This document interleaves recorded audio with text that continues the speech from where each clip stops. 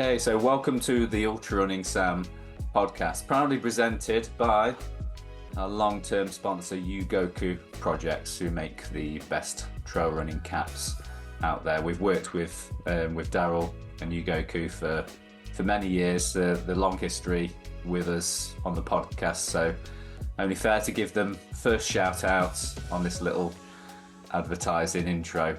So while we're talking about sponsors, we've picked up a new sponsor, so Phoenix Head Torches. Now, if you have any association with any of the big long ultras that go through the night, then head torches are essential. So you know how needed these things are especially in the British wintertime. You've probably heard me bang on about these during the Spine and how good they are.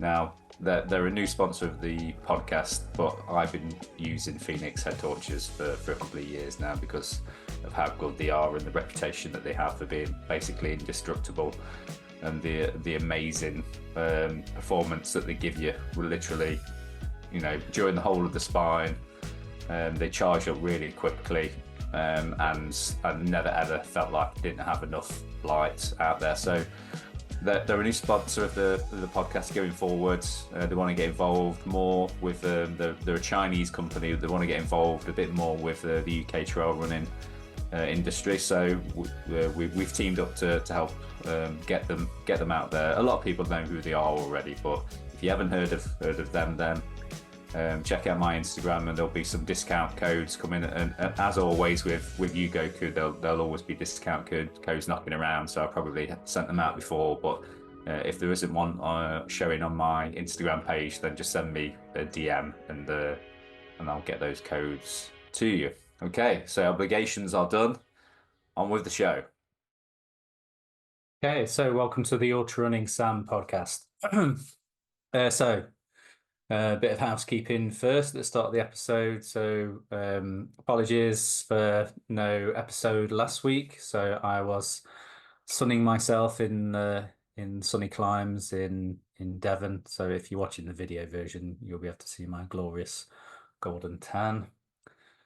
Probably similar to the tan that I had when I came back from Greece last year. So somehow England produced the goods for once, and we had glorious sunshine every day and like 25 degrees. So I only managed to do one training run, which isn't great for the UTMB race that's coming up. Not that I'm doing a big race, only 25 miler. So only one run was done. So it wasn't ideal training, but I did lots of paddleboarding, so that was great.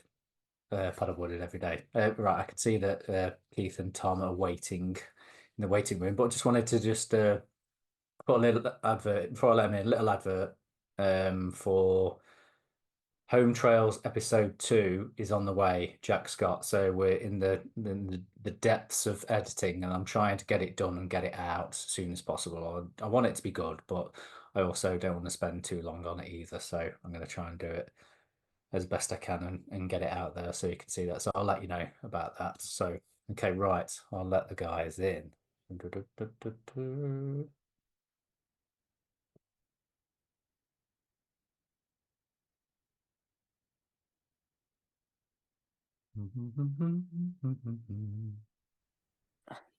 Hey Sam, yeah. Hello, how's it going? Good. We've gone with the phone sideways. So if I rotate, okay. That's better. Shot. Yeah, we're good. Okay, Awesome. It's fine. Yeah, that's fine. Yeah, sorry, I forgot to say I hadn't stopped recording, so I was just doing a little intro, and I let you in. Normally, I like stop recording and then have a little bit of a chat with the guest before carry on. But I'm recording, so you know me. I don't edit anything, so this is How was your holiday? good. Do I look brown? You do. You've got a bit of tan, yeah. Yeah, I was just saying in the intro, for once, England came up with the goods with the weather. I don't know how. It was like 25 degrees some days and blue skies and sunshine. So it was nice. It didn't I only managed one run last week, which wasn't great training for my race coming up. But I did manage to swim most days, swam down the river a couple of times, and I probably definitely paddleboarded over 2 or 3 miles every day. So I've Oh, got nice. some good core strength and stability going on, but no running. What's the next race? Is it? Oh, I'm doing MCC. Oh, cool. So You'll be there when we are. the race that nobody knows what it is. That I'd never heard of it either until UTMB said we've got you. Because I did a interview with the global head of trail running for UTMB, and also what was his name? Can't remember the names now. But one of the top guys at Ironman, and I did a bit of an interview with them after the whole Whistler thing. You know, yeah, I listened to an episode. Yeah, when that kicked off, I did an interview with them, just letting them tell their side of the story, and as a thank you, they said afterwards, "Oh, we'll put you in touch with our what's it department? I forget which department it is. PR, yeah, PR department. Yeah, that'd be it. Yeah. So and they were like, "Oh, to thank you, would you like to have a place on one of the UTMB races?" I was like, "Yes," thinking they were going to the big one, please. let me do like the full race or like OCC or something. And they were like, "Yeah, we've got you a place on MCC." And I was like, I've not heard of that. Should I have heard of that? is it 20K category or is that the 50K one? Yeah. So it's classed as 50K, but it's only like 25 miles, isn't it? So Okay. Yeah, still. it'll be a hard 25 miles, I'm sure. What day of the week is it? It's on the Monday. Oh, right. So like first off the mark. Yeah, that's it. So I think the idea is that they, because it's like specifically for locals and people connected with the race and people involved with media, they quite wisely put it at the start of the week, so you do it. And she said it's like you get it out your system, so you get to do your race, and see what it's all about, see all the razzmatazz and everything, and then the rest of the week you can concentrate on all the other races. So yeah, it makes sense that they do it that way round, so that you're not like preoccupied with wanting to do your race when they want you there to sort of film people and do interviews and stuff. So that's my plan, is to do the race on the Monday, get it out of the way, and then I'm free for the rest of the week to sort of go and do bits of filming and try and get some interviews. But I'm also going with the family as well. So I've recently converted a van into a bit of a makeshift camper, and we tried it out in Devon last week, and it works. So this is the plan, is to drive all the way down there and be there for the week, and then go somewhere with a beach the week after. So that is the plan. Have you been to the UTMB before? No, I've never been to UTMB. So I've been to Chamonix loads, because in my previous life before ultra running, I used to do a lot of snowboarding.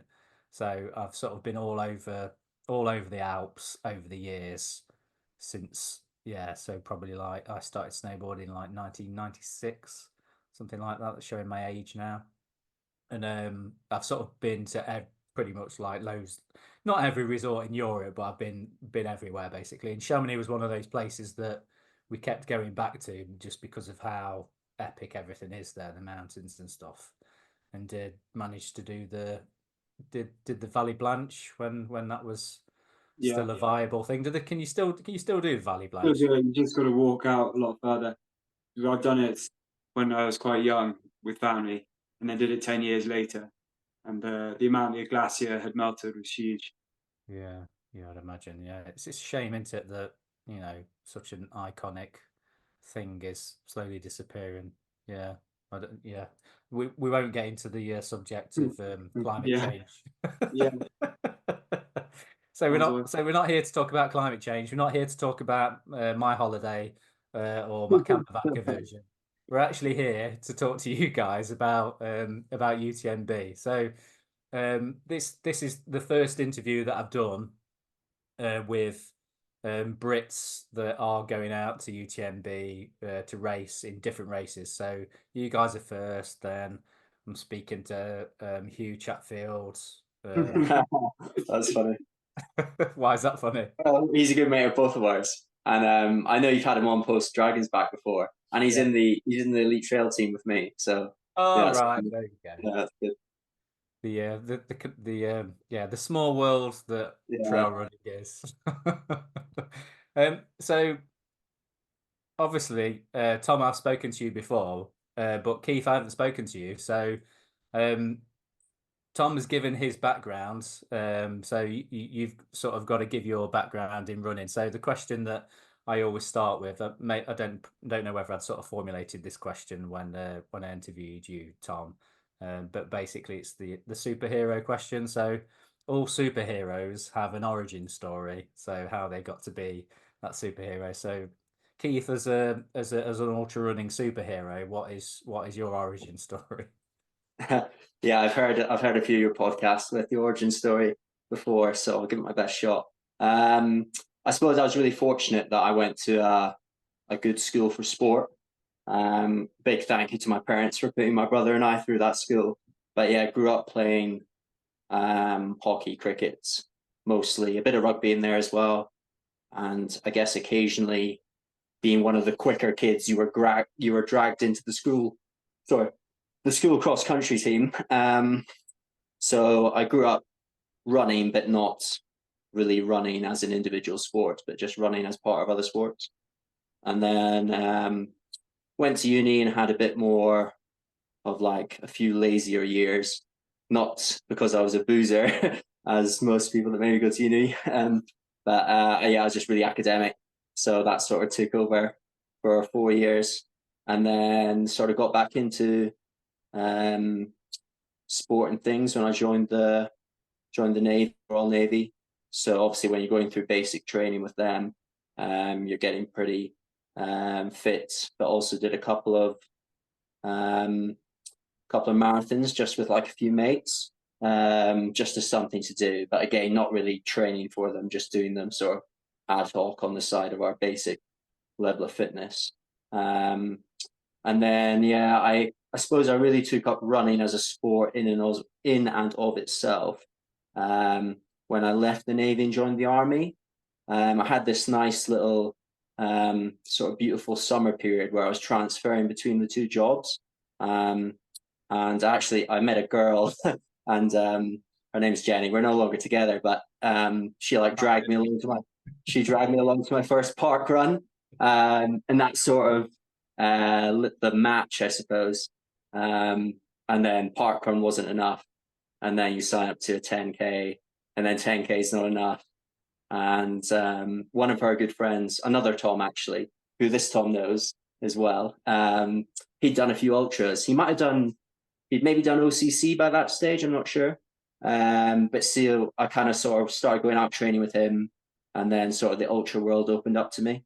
And then I guess I did my first ultra in 2018, it would have been, and won. But again, it was like a local level ultra in the UK, but it kind of like made you think, oh, maybe I can do this. And then 2019, I kind of jumped on the bandwagon and did, I think I probably averaged an ultra like once every 2 months, but like not doing it sensibly, just dragging my ruined body from race to race and making every mistake in the book. But I guess I just liked it because it's more than a running event, isn't it? It's like a test of so much more. How much you're willing to suffer, like can you problem solve, can you feed adequately, can you keep yourself hydrated, the list goes on. So and then things just kept going from there, I suppose. Yeah, awesome. So Jenny is to blame, is she, for all of this? Yeah, Jenny's definitely to blame for all of this. Yeah. We're still very friendly, so it's fine. It's official now. Yeah. But she sucked me into it. Yeah, it all starts with a 5K.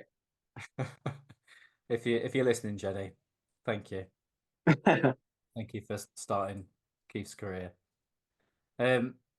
Right, so the reason why I wanted to have you guys on together is because you guys have a lot of banter together, don't you, with your your training. So how is this? You know, we've talked about your origin story, Keith, and Tom. We've spoken to you before about sort of your backgrounds, but how have you become this power couple? Power couple. You go. Well, we both did Nordic skiing when we were in the army, and Keith was in the Royal Regiment of Scotland, and I was in the Scots Guards. So we were both officers of Scottish soldiers. So we had a very similar experience of like managing what they can be like, and we're also quite at a similar level of competition on skis. So we would be out in Sweden for like 3 or 4 weeks over the winter, basically doing loads of Nordic skiing and shooting and stuff. And like it's pretty competitive between regiments, so that kind of just carried on into ultra running. And the funny thing is that was really before I had got into it, but we both had, I think, 700 points or something on the ITRA index. So we kind of looked at each other as like fairly equal rivals. Sizing each other up. Yeah, sizing each other up. And then I had just moved out to Spain. So I said to Keith, like, oh, you're into running, like you should come out training sometime. So Keith's come out a couple of springs, and we've done Ultra Sierra Nevada races out there, the 60K, and then this year the marathon. And then UTMB recce's, and then UTMB last year. And then again, we'll be competing at UTMB this year. So the rivalry competition just keeps going on and on. So this is so Keith, you're not, where are you residing then? So you out in Europe at the minute then, obviously, but are you there sort of there long term? No, so we're both out in Tignes just now. Yeah, I live in North Yorkshire. It's where I finished up when I was in the army, so I stuck around there really. So I'm a teacher now, teach math, secondary school. School there. So I mean, as careers go, it's probably one of those careers which supports trail running quite well. So I've, for example, go out at Easter time to train with Tom and then race with Tom. And then last summer and this summer, obviously I've got the benefit of a nice school holiday. So I just, jump on the wagon for a nice bit of recce of UTMB and do the race at the end of the school holidays. So it works quite well. Yeah. So this, you know, sort of friendly rivalry I've seen sort of spills out into your social media, and I've been quite entertained looking at the comments that you're quite brutal with each other, aren't you? I don't know. Yeah, I don't know. I just think like trail running can be a bit vanilla sometimes, can't it? Like, which is good in so many ways because it's very welcoming and like there's no real pressure on start lines. Everyone's very friendly and stuff. But I also think it could do with a little bit of just like Definitely friendly competition. You know, like we both want to win, we both want to beat each other. But we both want to win UTMB. Maybe that's a little bit above, but we both want to compete. So yeah, it's just friendly, but it's funny. It's true you say that, actually, that I think that there's a lot of obviously really professional trail runners out there and ultra runners and stuff, but there's some that take themselves a bit too seriously. I won't name the ones who I think are taking themselves too seriously, but you could probably have your own ideas of Offline, you can pass. Do you think what do you think about the sort of the natural progression of the sport then? Do you think there's going to be more characters coming into trail running as time goes on, as the sort of the net spreads further to people trying it? Yeah, definitely. I think, who was it? Maybe it was on Bad Boy Running or something, but they were talking about how ultra runners tend to actually have quite big egos, because particularly at the top level. And I think you need to, or it can be confidence that comes across as like arrogance and big egos. But I think there are a lot of big egos in the sport.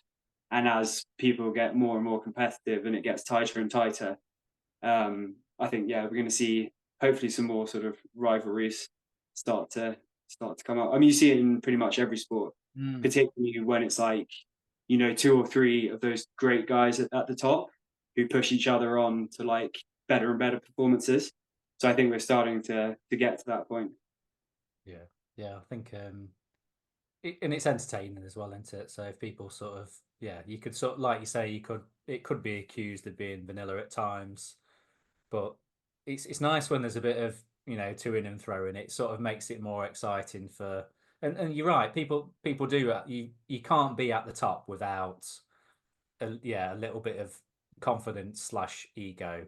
But then I suppose it's sometimes how it comes across, isn't it?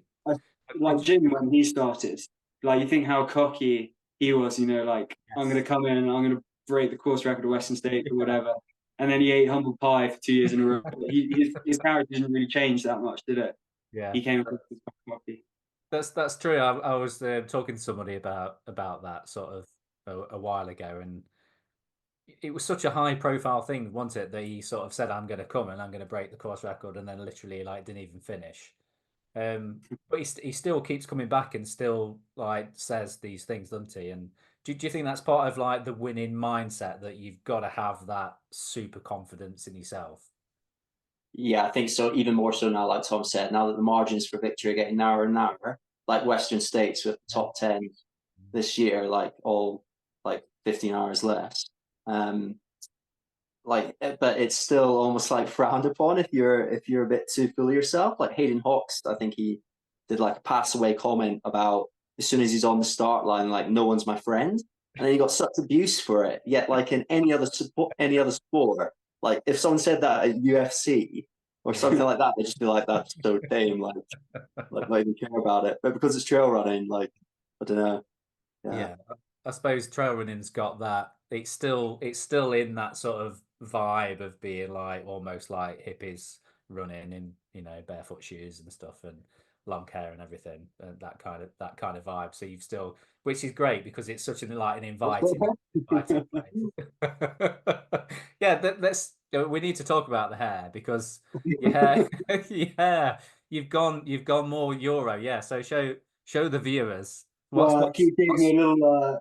We did a little bit of trim today, actually. Yeah. Haircut today, so the dreads at the back have taken a bit of a hammering.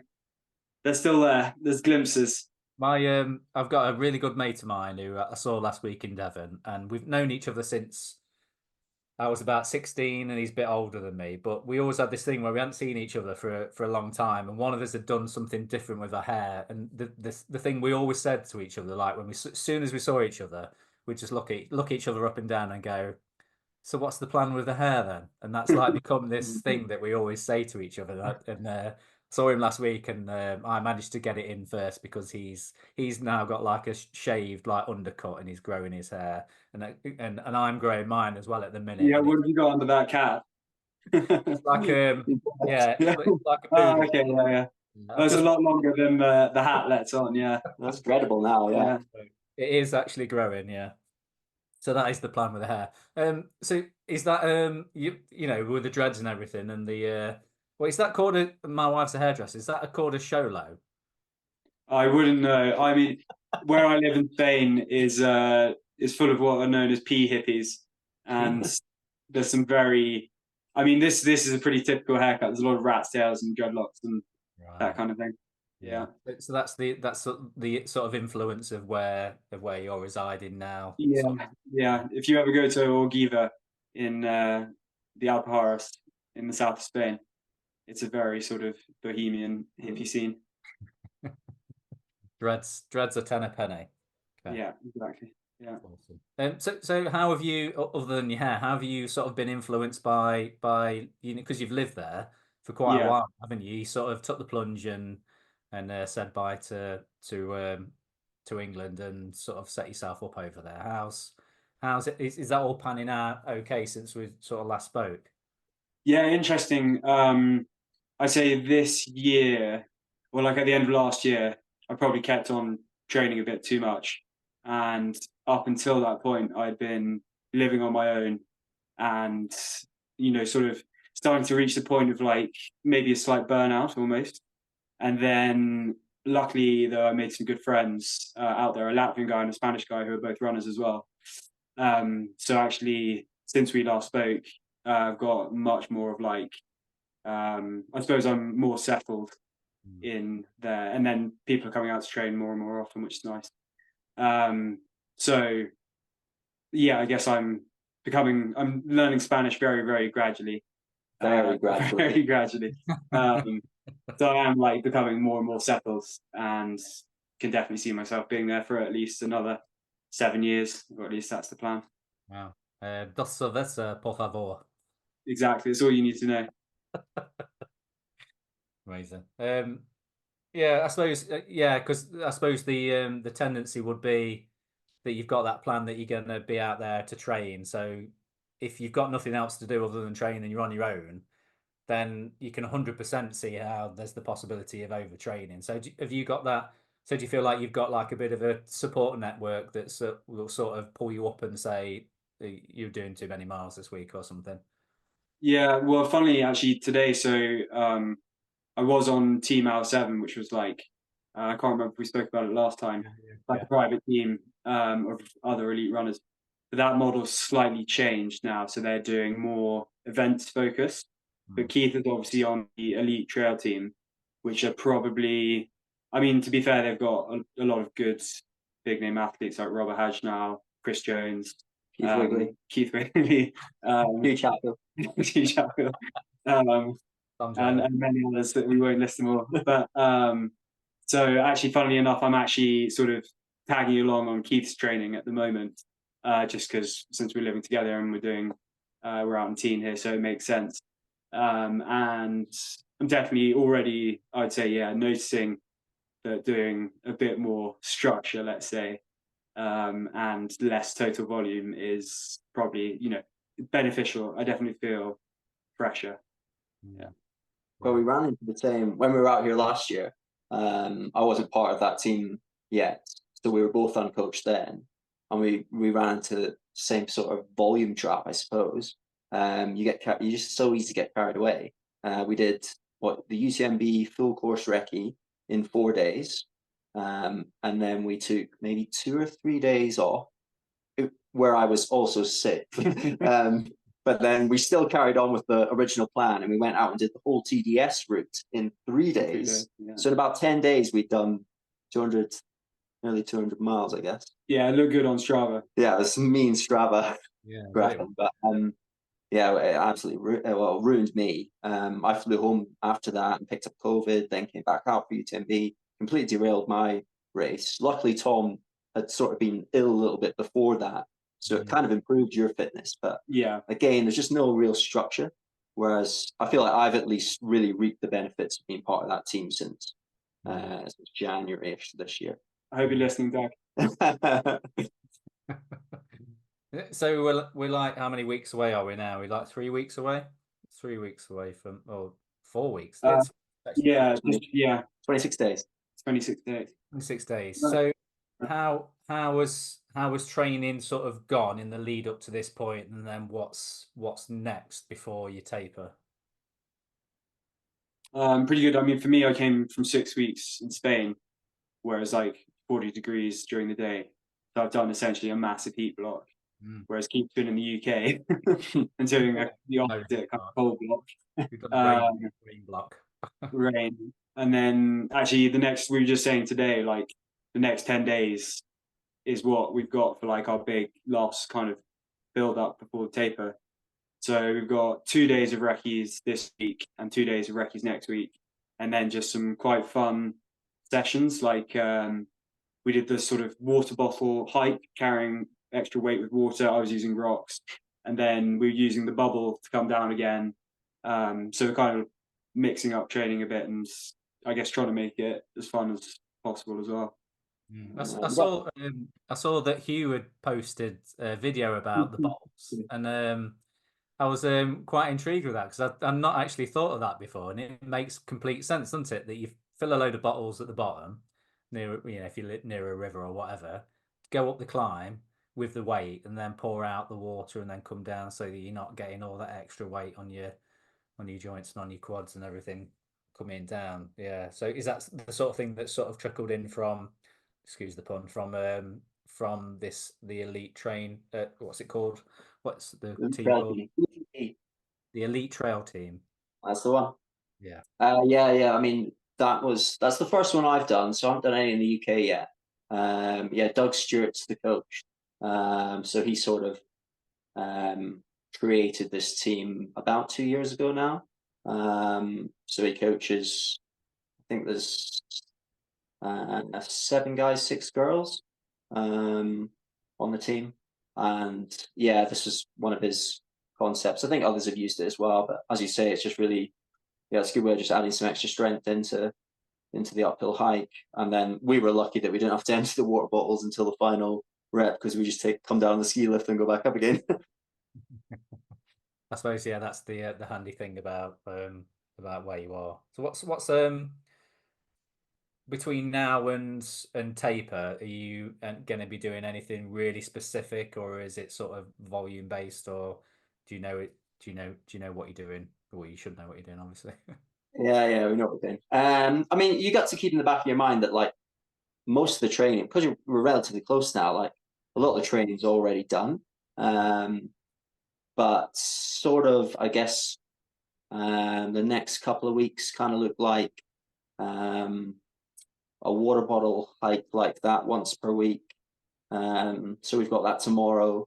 Well, I'll take you through a week. I suppose today was a slightly easier day, like an hour run with some hill drills after it. Tomorrow we've got that hike plus some sort of flatter speed work intervals.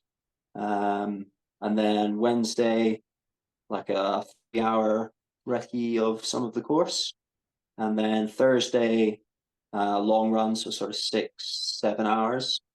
But again, we're going to cover the first half, of course. Yeah, so those 2 days, Wednesday and Thursday, I'll cover the first half of UTMB from Chamonix to Courmayeur.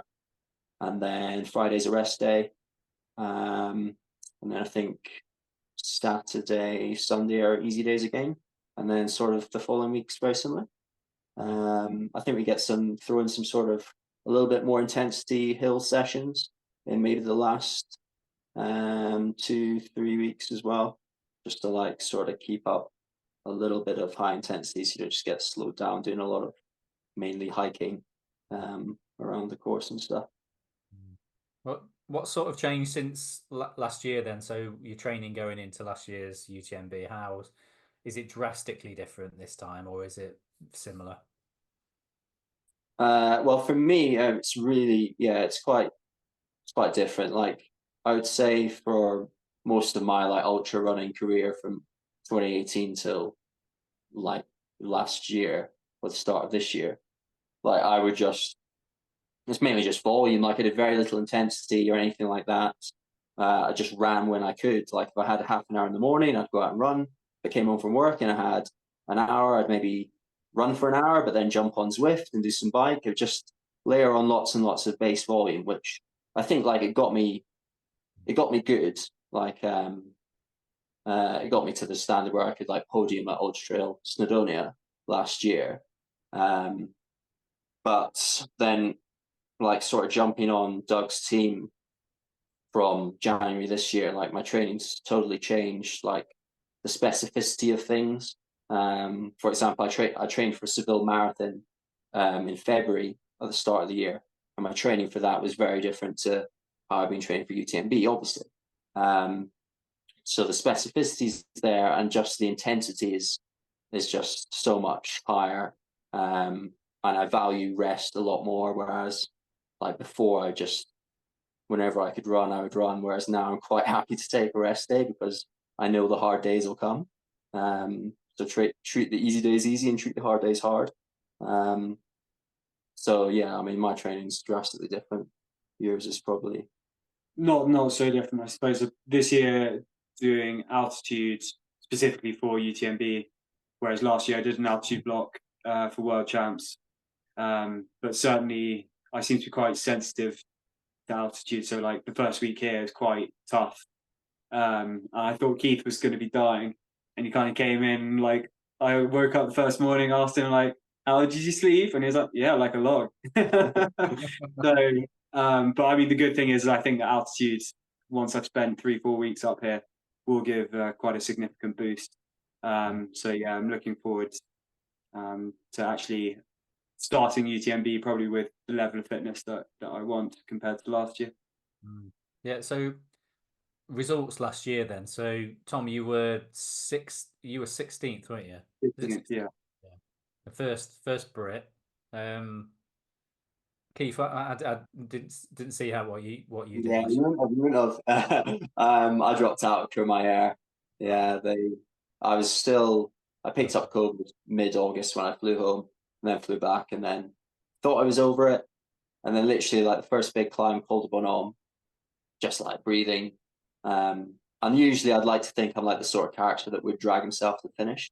But I just like, you just had that sense that like, this will just make things a lot worse. So the weird thing, the frustrating thing with UTMB is that like I'd made that decision that I was going to have to DNF, but I was only up the first big climb, and like just logistically speaking, like you kind of need to drag yourself to halfway if you want to get home. So I had like just this torturous night of dragging myself around to through my hair, where I finally like just dropped out early hours. So hopefully, like just feeling a lot more. I felt quite like burnt out even by the start line last year, just with like the illness, the sickness, spending a lot of time in France and maybe just not training sensibly. Whereas this year, like I'm like really looking forward to the week now, looking forward to the race. Parents are coming out for the week as well, which is a nice touch. So yeah, my main goal for it is just finish the loop, but in 22 hours. Yeah, in a good time as well, I suppose. What about you, Tom? What's your strategy for this year? Yeah, so focusing on time. So 21 hours will be the target time this year. I did some quite in-depth analysis looking at the splits. First, sort of comparing my splits against gym and people, but that actually is pretty pointless. All it tells you is you're just not as fit as them. So I looked instead at the splits as a percentage of their overall time, which was actually far more revealing, because you suddenly see like the guys who are finishing top 10, they're actually going out relatively easy.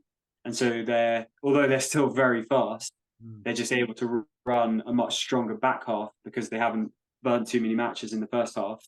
And the trend becomes really apparent, because as soon as you go from top 10 to the 10 to 20th place, you suddenly see that all those guys are they're right on the limit. They're pushing as hard as they can to try and stay with the front pack, and then paying for it in the back half and losing loads of time there. So I think, a little bit of tweaking on the pacing this year should make a fairly significant difference. Tom's got a lot of time on his hand to do some fancy spreadsheets. But which share. They are useful. But you'll see it, Sam, for yourself. Like people go out of the gates like it's 5K, and like, and no matter, like I can remember running last year and staring at my watch and being like, "What are you doing, Keith? You're at like 170. Like, stop, slow down." But you just cannot. You get carried along. Like the first 8, or even up to the top of Col de Vos at the first climb. Like you're getting pushed along. And if you slow down, then you get 3 women come past you and 100 guys who you've never even seen before in a race. And so your ego just goes on red alert, and you suddenly go, "No, I've got to keep pushing. I'm just ignore the data, ignore how I'm feeling." And everyone, the attrition rate, obviously, it shows so many people who drop off. It's just a battle against your own ego. Yeah. You need to just nullify the race, forget that it's a race, and this year I'm just going to have to just zero in on what you're there to do, and it doesn't matter if you're 10 minutes slower to Lake Contamine. That could literally be like an hour faster by the time you get to Chamonix. That's how big a difference it is. But it's one thing saying it, another thing doing it. Yeah. Is that something that's like particular to European races? Because the only other European race I did was I went and did the back half of the Lake Tour de, what was it called? Lake Como. I can't remember the name of the race now. Went there last spring, and it was like the last sort of 25 miles of that route, and I couldn't get over the speed of the pack at the beginning. Like literally, it was like everybody, and I thought at the time maybe it was because it was just like a narrow like village street, so everyone was sort of vying to get to the front and sort of get out of the way of people.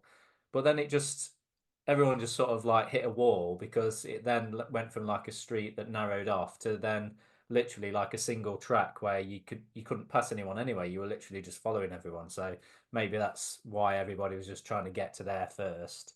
But I've seen the videos. I've not been to UTMB, but like you say, it's everybody goes crazy. Do you think is that a European style of racing then? I don't know. I mean, the guys who I call it bang and hang, and the specialists are people like Zach Miller, Rod Farvard, Jim, traditionally. So I'd say it's the Americans actually, that would go out hard and then hang on.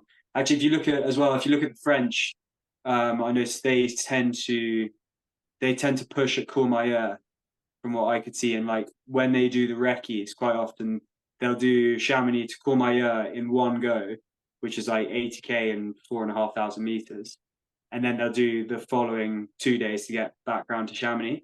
So I think a lot of them are quite well conditioned to know what it feels like to run pretty solidly to Courmayeur and then still have good legs and push from there.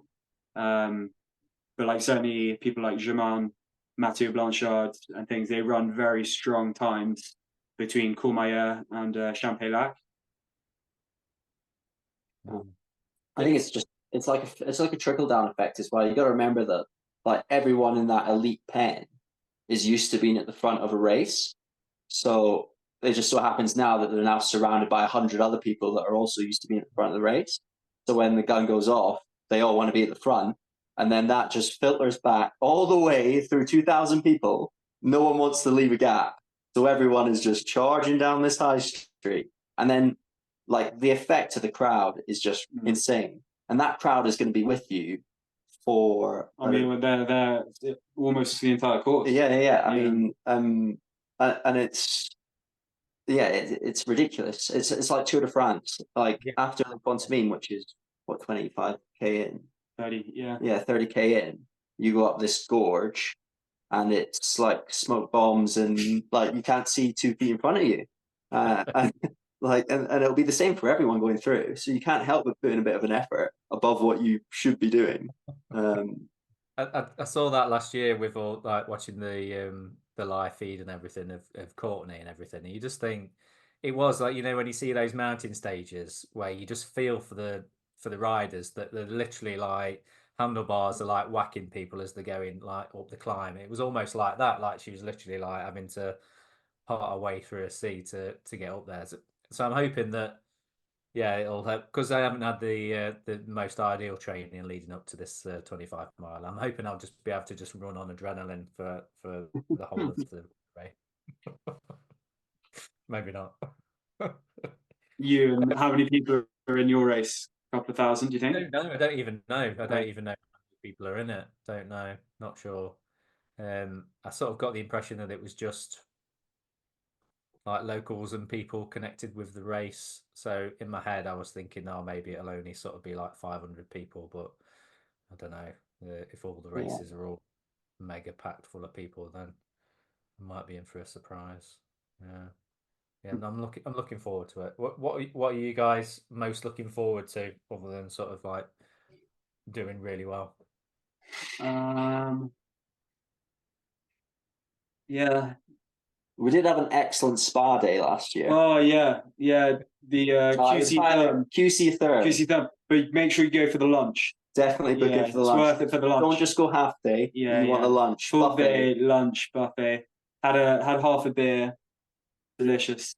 And then we did sauna, like all the different saunas they've got there in the afternoon, and then these really cool chill rooms with like hammocks and like bird song playing and things. So that sort of like 2 or 3 days out was quite a good way to like settle the nerves and calm the body down. Because the next 2 days after that, we were just like frantic with like cortisol and stress and like checking your kit when you've already just checked it and like pouring out all your nutrition and stuff. I don't enjoy those last 2 days before the race, that's for sure. Yeah, it's because it's such a big event, isn't it? That you obviously feel the pressure to perform. What is I haven't even I know I'll have all of the kit in some description. I think what are the I'm coming off like doing the spine race, and kit was just like ultimate. like mental Yeah. levels of kit. So I'm sure I probably got everything. What is there anything that will take me by surprise in the mandatory kit? I haven't looked at it. No, it's all the standard sort of stuff. Like I've spent quite a lot of time on like getting it down to quite a small pack. Hold there 1 second. Show me. Are you aware of his? He's the only man to utilize the bum bag. So the Innovate it's a 3 litre bum bag, that is the mandatory kit. That's it. So you can get it down to a pretty decent size. And it means I've got all the weight around my waist as well, which is quite nice. There's not too much weight on the shoulders.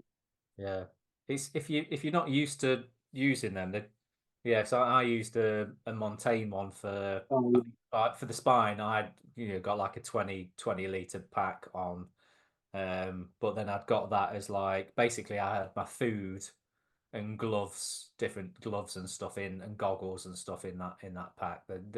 It's amazing how much you can actually get in them, isn't it, in those waist packs? Yeah, the Montaigne one's probably a bit bigger. I haven't tried that one, but it looks good. Yeah, I think it is. Yeah, kit, endless kit. So what sort of thinking past UTMB, what have you guys sort of got plans for? If everything goes to plan and you do well, what potentially what do you think you could do, like the position wise in the race? Have you got that obviously you've got a time in mind? What time? Yeah.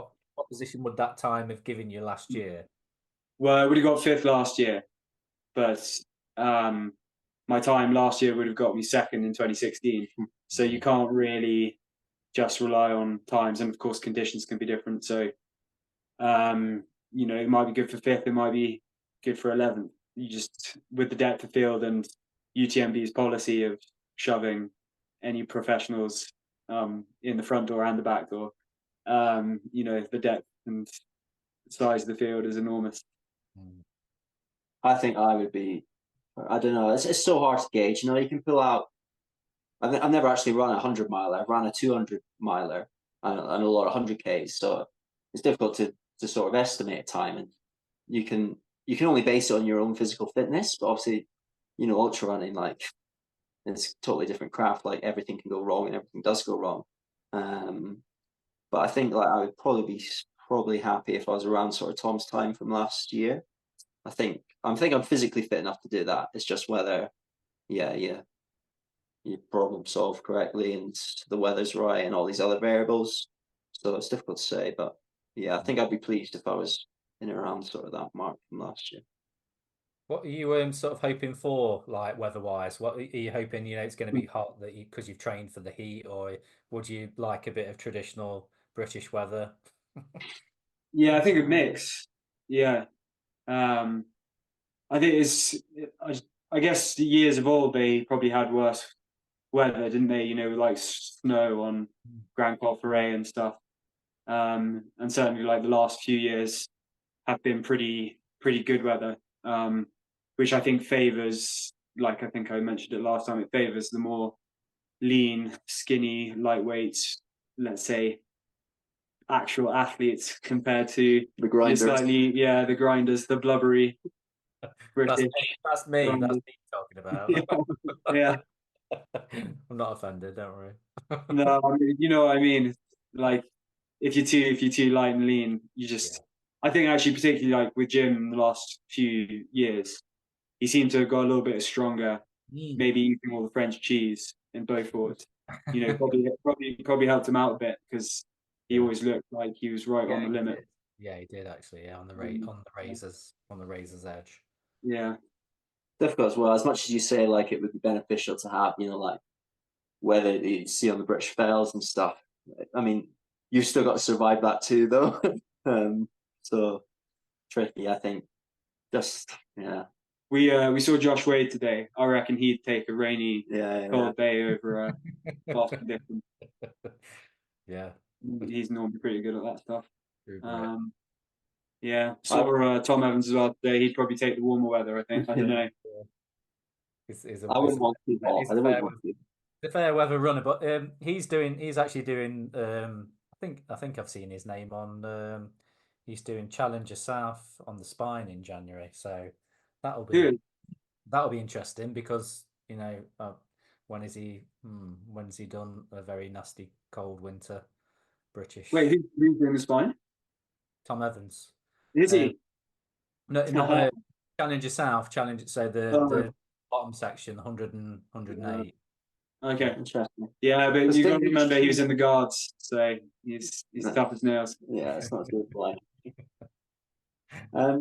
didn't he try and get into the pool, and then he tried to get into the pool and think get in? Yeah. Timed Well, out or I something think like it's yeah. that. I don't know. I heard on the podcast him So saying I would have thought that he could have got a place on the full because Yeah, I do think. knowing the race as I do, like sort of bit of back, behind the velvet curtain sort of information. I know that they do sort of hold places for top elite runners and stuff. So I'd imagine if he wanted to do the full, he could have done the full. But my theory is that he's doing the South because it's closer to the sort of miles that he does, and yeah. maybe he doesn't want to look a bit silly when he drops out from being too cold. We had a bit of an argument yesterday, didn't we? Yeah, we were saying whether Jack Scott's time would get beaten if like let's call it a trail superstar sort of had a crack at it. No offense to Jack, but I was saying that I think that time would come down quite a bit, particularly from an ex-military athlete. And I said I was the counter. I didn't think. It's I think that it's for a while. it's a tough one because that race is just so flipping hard, and I think he's got that mindset of just keeping going, and I think it takes like a different kind of runner to do what he's done. I'm I am a fan of Jack, and I think he's a great runner, but I think what sets him apart is his sort of like mental game with that he Yeah. can sort of keep pushing and like sleeping for like 40 odd minutes for the whole I mean, I had like it took me 6 days and I had like 7 hours sleep over the week and stuff, but he like did it in like when he finished on the Wednesday, like 4 days and like 45 minutes of sleep. Just and he was like running as everything that he could run. He ran, and I know how hard that is because there's some stuff that you just think there's no way anyone can run on this, but obviously he did. But I think you're right that if somebody targeted that race, I think they could push his time down. I reckon. I'm like cynical in my opinion because I think so many UK races and like races in general have just not had this new generation of like elite runners come to it and like scores which are high now. Well, we kind of have a discussion about how scores are being revised down because times are getting faster and faster as the sport moves on. And Well, I thought that when I was on the media team last year, I was logged in onto the Instagram page, and it came up that Courtney Dauwalter was following the race, and she like made some comments on stuff, and like the buzz like among the media team was like, oh, Courtney's gonna come and do the spine.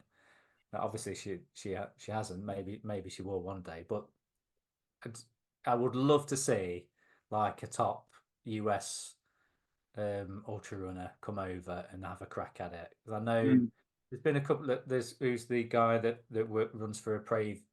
I get the name wrong. PJ Mortimer. PJ Mortimer. He came over and did the summer. He did the summer spine and got second. And he was saying Courtney would be a good one for winter. I mean, coming from Leadville, she runs in for like half the year, doesn't she? That's true, actually. Yeah, she's got the grit to be able to do that, hasn't she? Yeah, yeah. It's interesting. The more the merrier, and I think maybe just people are probably a little bit put off by all the horror stories of that race. Like people, Well, it is like after seeing you last year with your head and your hip, I mean, you were like a walking advert for the horror story. Yeah, it was.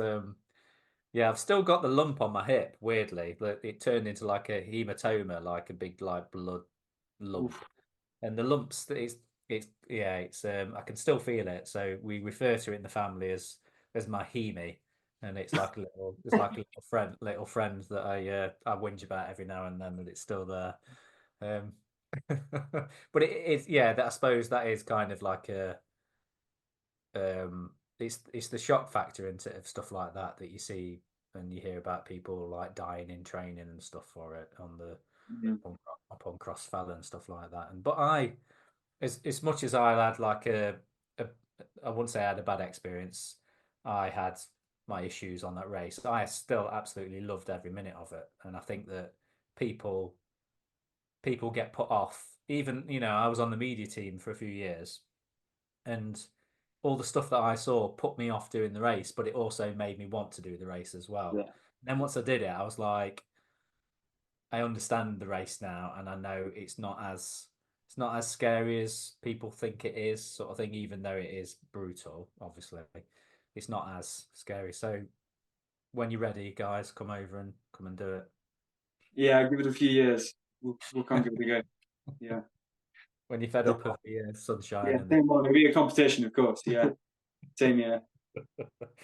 We could have the two Toms going head to head, Tom Evans and Tom Joly. Yeah, that'd be good. Too many times to trail, really. Too many times. Awesome. Well, we'll wrap it up there. I appreciate you guys coming on and talking about your goals for the race and your training and everything. And I'm glad you both came on and we sort of had this discussing with I've got flies flying around, trying to waft them away. And having this chat, it's great to sort of see your guys' like interactions, and I'm looking forward to sort of seeing on the day who comes up trumps out of the two of you. Yeah, looking forward to it. Thanks, Sam. Nice chat. So I appreciate you coming on, and I'll possibly see you at some point in the Chamonix Valley. I'm sure we'll catch up at some point. But Cool. Yeah, definitely. in the meantime, all the best for the rest of your training, and enjoy having a taper, and I'll see you. Yeah. See you. Great. See you then. Cheers, Sam. Cheers, guys. Bye. Thanks. Bye.